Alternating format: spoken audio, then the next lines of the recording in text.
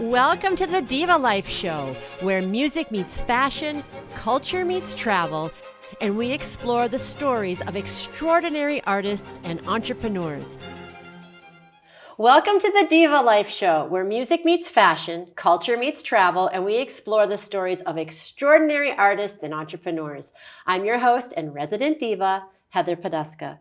Today on the show, we welcome nurse, Air Force veteran, holistic healer, and cannabis expert, and the founder of Your Elevated Way, Denise Costello.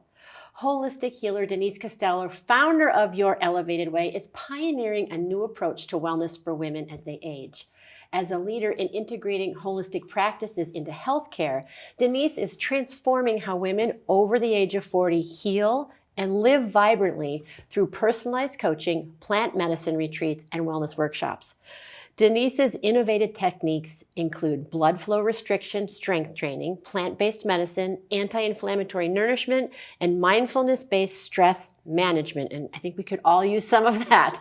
Her career spans over 30 years with remarkable background as a former Air Force flight nurse, where she created wellness programs for soldiers on active duty during Desert Storm.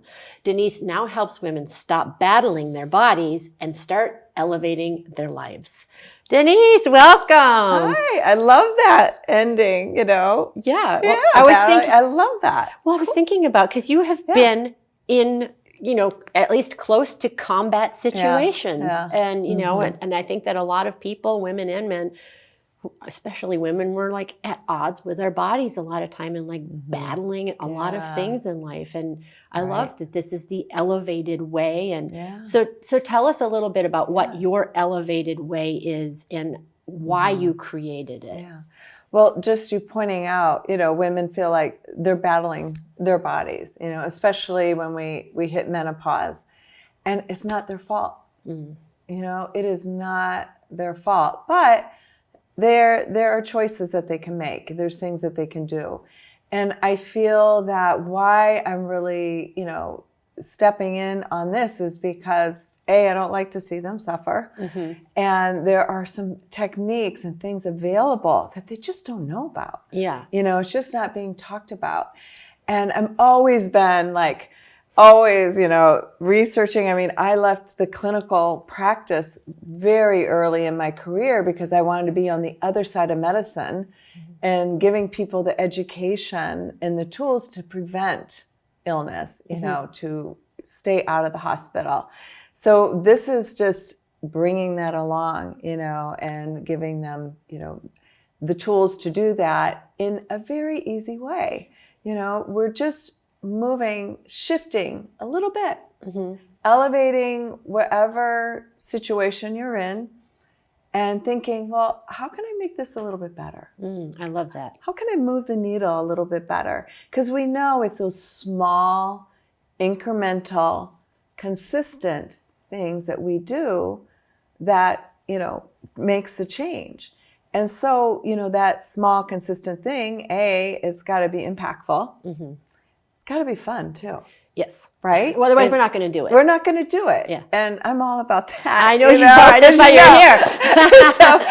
So wherever I can just okay, how can we make this a little bit better, a little more interesting, a little more health focused, a little more fun? Yeah. I love that. So when you say it's not their fault, it's not our fault, what makes you say that it's not women's fault that they're battling their bodies? What do you mean by that? Well, it's just part of nature. We lose our estrogen, our progesterone. And, for the last decade, and in fact, I was in that era when they pulled, hormone replacement away from us because of the scare about breast cancer, which we know was overblown. And we know that they've recanted, that.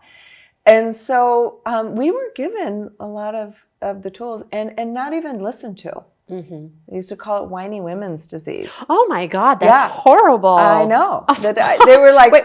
Menopause is a whiny women's disease? Yes. Okay, first of all, it's not a disease. Right.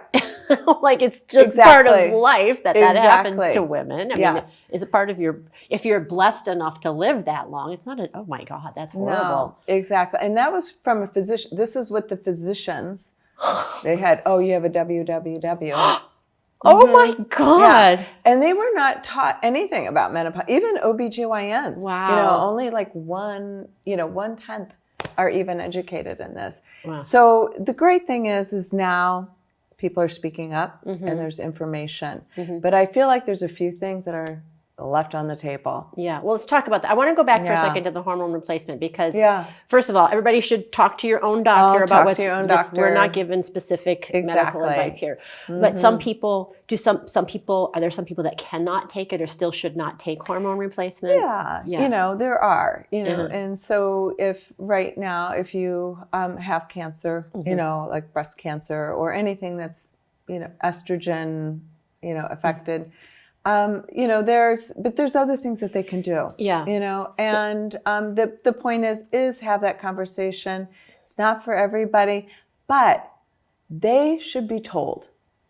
They should be given the choice of whether they want to do it or not. And that's what has not happened. I see. Nobody was talking to them about it, And so this is the shift. Like they at least deserve to hear the conversation. Absolutely. Right? Oh my gosh. Yeah. I'm still spinning from the WWW. I'm like, I know. Wow. I know. That is crazy. We're changing the narrative. Changing the narrative. Totally. Jesus. And that's why I'm was infuriated, when I heard that. And just realizing what I went through myself, Well, listen, for people who don't know you, I would just tell everybody that you are one of the most vibrant, energetic, fun, adventurous people that I know. So if people can have even a smidgen of what you have, they should want to know more about how you're maintaining that lifestyle for yourself. So what are some of the things that people, maybe women don't know, that are simple things they can do to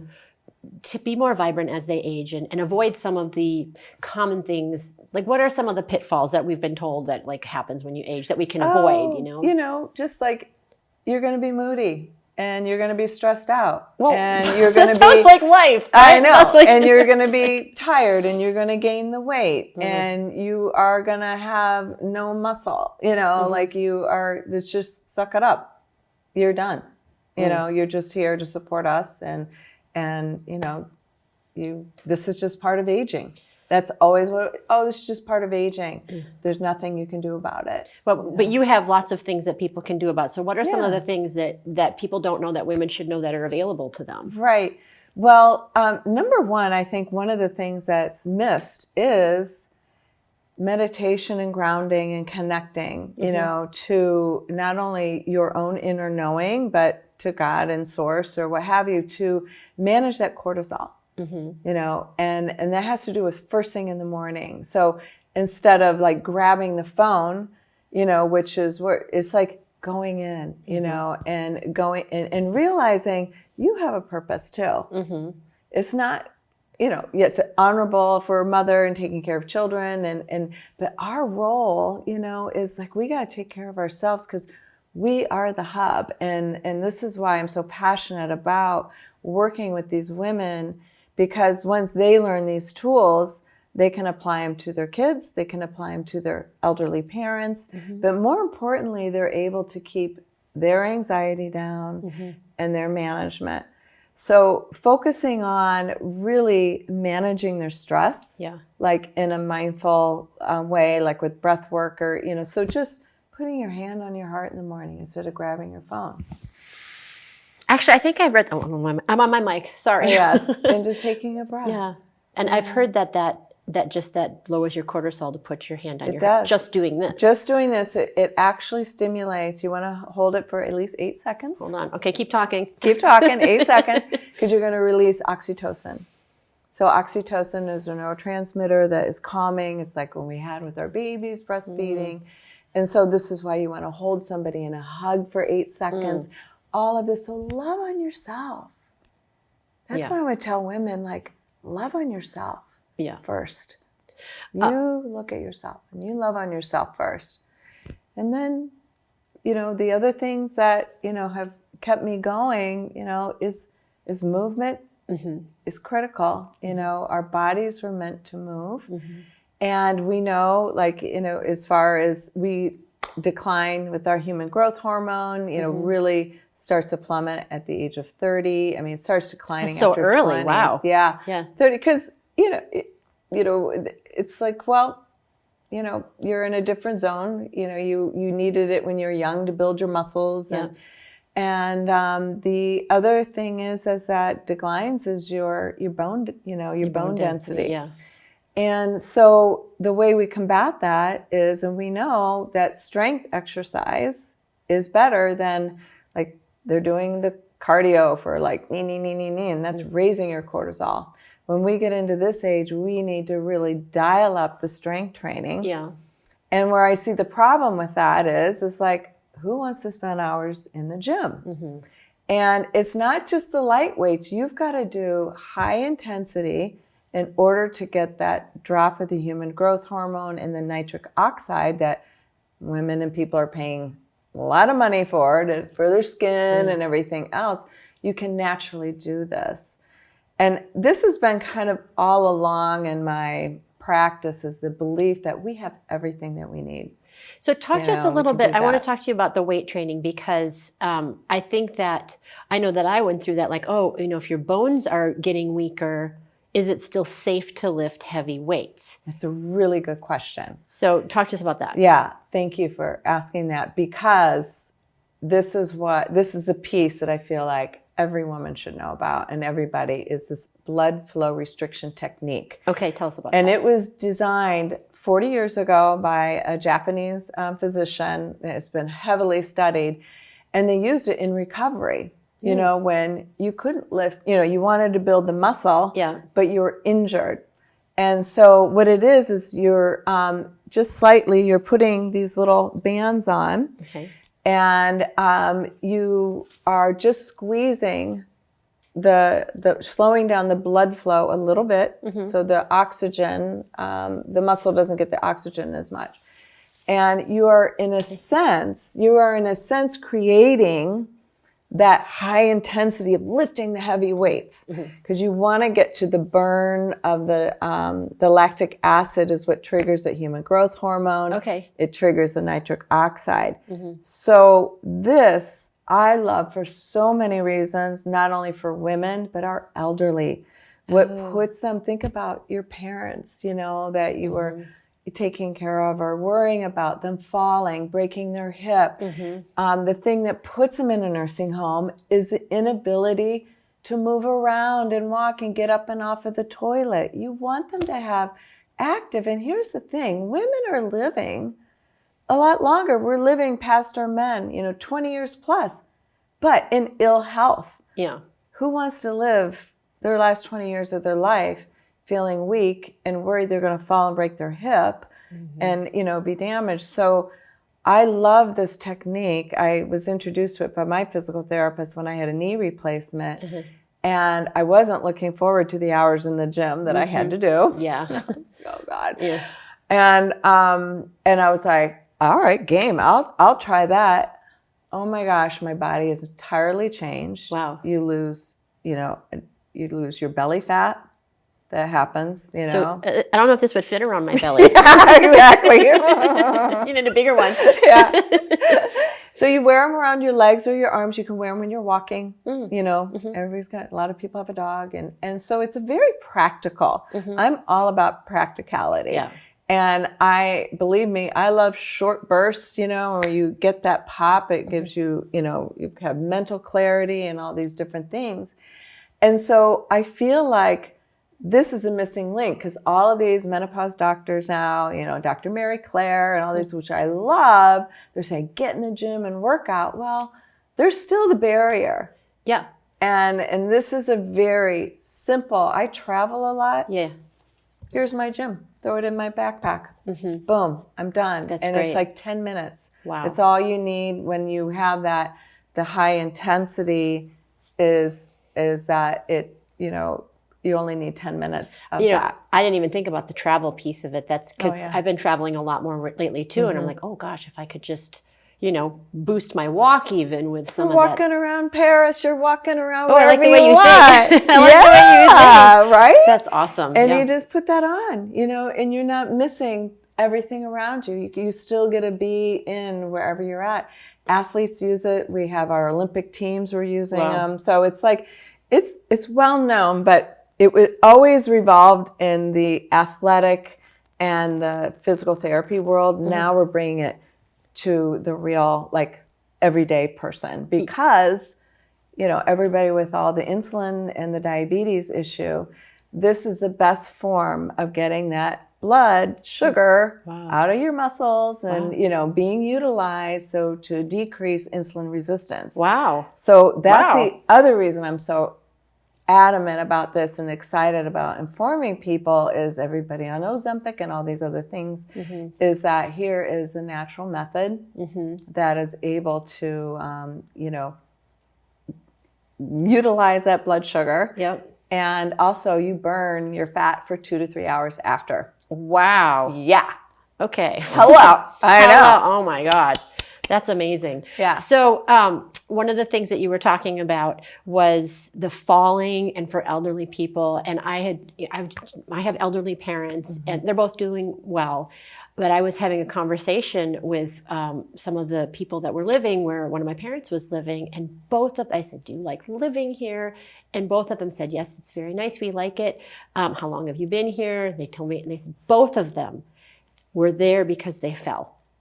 And they wished that they had had more time to transition, to make the decision, like, yes, I want to move out of my house. Now I think it's time for me to go into a more assisted situation. But they didn't have that luxury. It was like, boom, they fell, and then they were there. Right. So that really speaks to me because I'm in a situation where I want my parents to be as mobile as possible for as long as possible. Exactly. And mental. Right. This adds more oxygenated blood to the brain. Yeah. So the two things are dementia and inability, lack of mobility. Those are the two things that bring them in there. And this is a really great solution, and it gives them, some autonomy and feeling like it gives you a chance to take care of your health yourself. Yes. This is what I'm also very adamant about is like we use our ability to take charge. And putting it in our hands, unless you have an acute situation where the doctor needs to intervene, but there's so much that we can do. Yeah. So I know one of your core values, I'm assuming, is fun. Yeah. That's like, no-brainer, right? So, but it's also part of, like, you're talking about mindset and your thoughts and all of those things.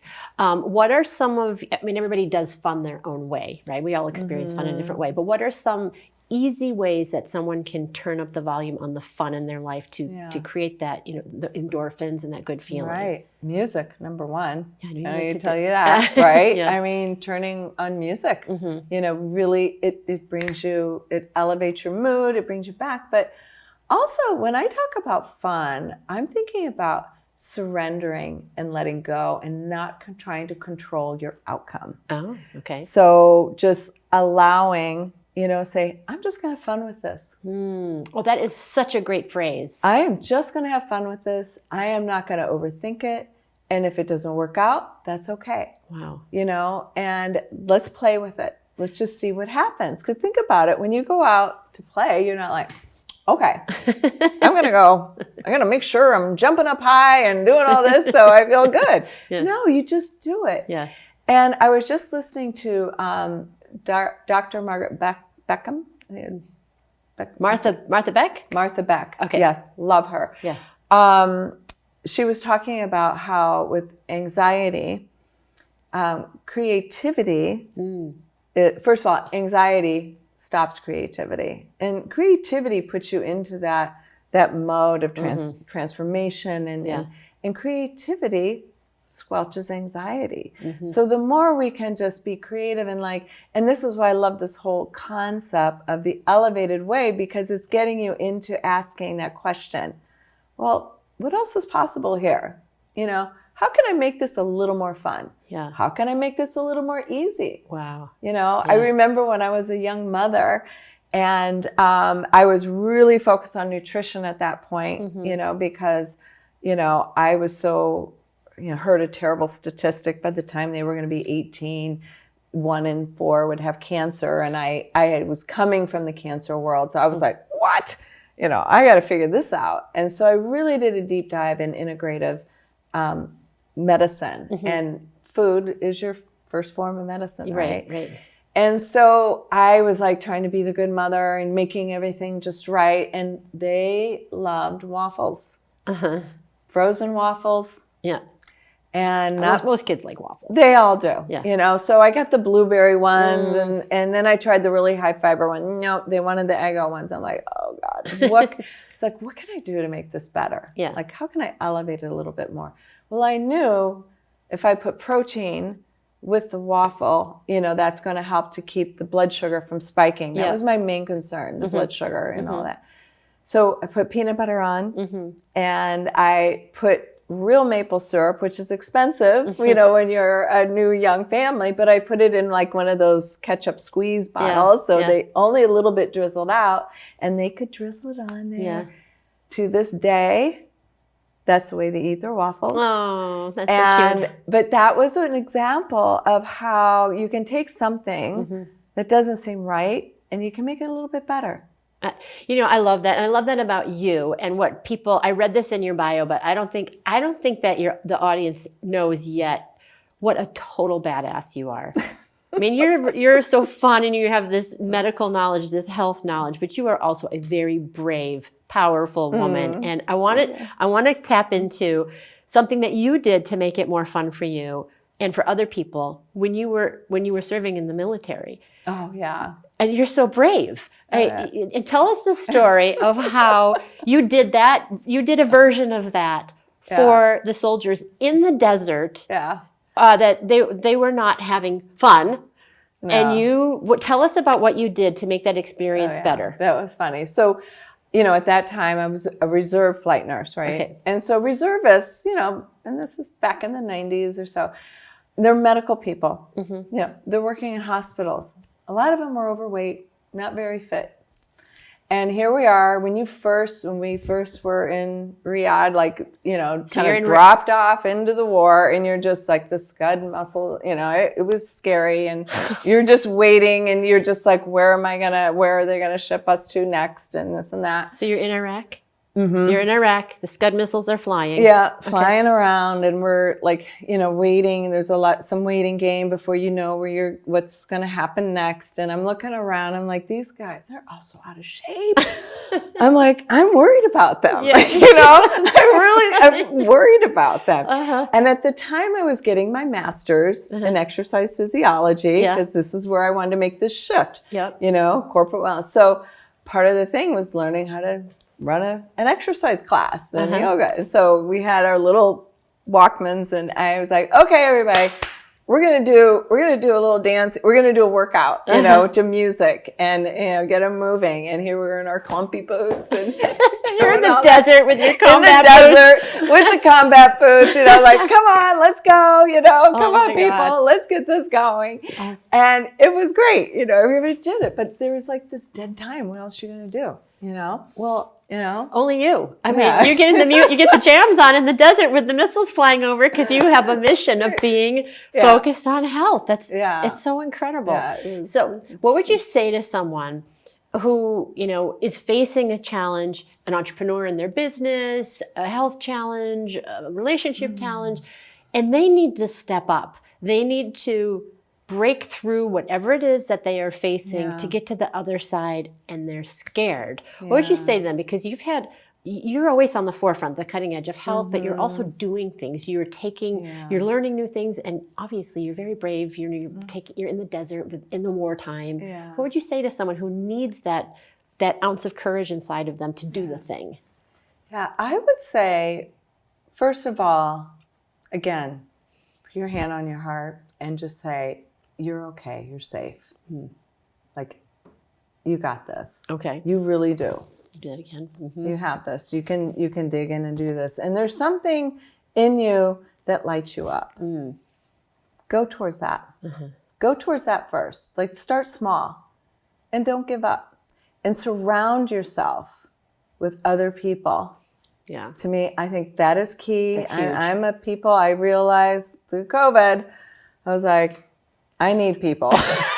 in a big way. Yeah. I went, woo, I was not very happy then. Yeah. I didn't realize how much I needed people. Yeah, we all need people. And you need people. The right people. The right people, absolutely. No, this is part of, my second pillar is about protection. Mm-hmm. The first pillar is prayer, grounding, and second one is protection of what you think, what you eat, and how you move. So what you think and who you surround yourself, like you don't want toxic talk. You need to go towards the light, go towards the things that light you up, and just keep believing, keep knowing you're okay. Don't self-criticize. Just keep moving forward and take action. Don't wait for that motivation. That comes after. Yeah. So then what is it? Act first, and then the motivation and just keep doing it regardless of whether you feel like it or not, because you'll feel like it later. Yeah. I think the people part is so important. I always say, like, you could be the most beautiful palm tree, but if someone plants you in Siberia, good luck.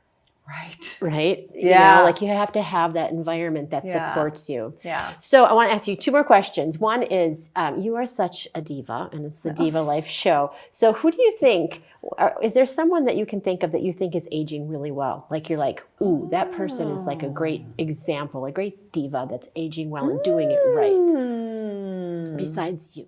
No, I don't know. It's so funny because I see different pictures of women, that look beautiful, and Michelle Obama, I would say. Oh, that's a great one. Yeah. I would say Michelle Obama, very poised, graceful, strong, not trendy, just a sticking with her purpose, and her own essence. Yeah. I feel like she always held her own essence. Yeah, that's such a great example. I love that. Yeah. Yeah. And since it is the Diva Life Show, I want people to embrace the word diva in a positive way. So when you hear the word diva, what does that mean to you? Well, sometimes it makes me feel like diva can be, they're very strong, they're very strong, and they know what they want. They know what they want, and they're beautiful. They have no problem being glamorous, and because they don't care what other people think. Bingo. They don't care about what anybody else thinks. I kind of like let them think about what they want, because I'm okay. I love myself. Not like I think I'm better than you, but I know my purpose. And if I want to wear nice, fun clothing and look glamorous and have fun with that, so be it. And you know what? When I do that, I'm going to have beautiful energy, and people are going to be attracted to that. And if they aren't, that's okay. That's them. Yeah, I love that. Well, you are the best kind of diva. You have obviously a clear, meaningful purpose, and you're helping so many people. And you have that. I mean, I think about you often. Not WWW, but WWD. What would Denise do? What else? Or what else is possible? What would Denise do? I'm going to remember to put that. I like that. Yeah. So thank you so much. I'm so happy that you came on the show. And that's right. How can we make this even more fun? I don't know, because this was pretty fun. Yeah.